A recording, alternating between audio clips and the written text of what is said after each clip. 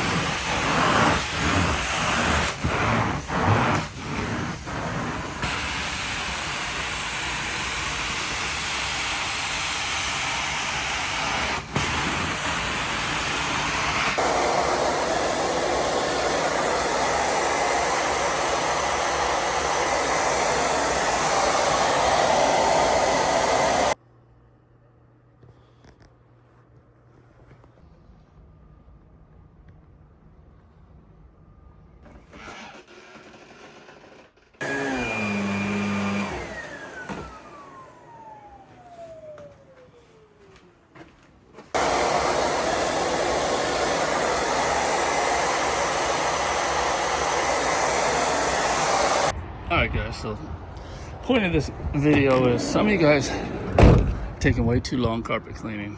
It's your process. It's just your process, guys. And this particular job was 5 areas. Took me an hour and a half.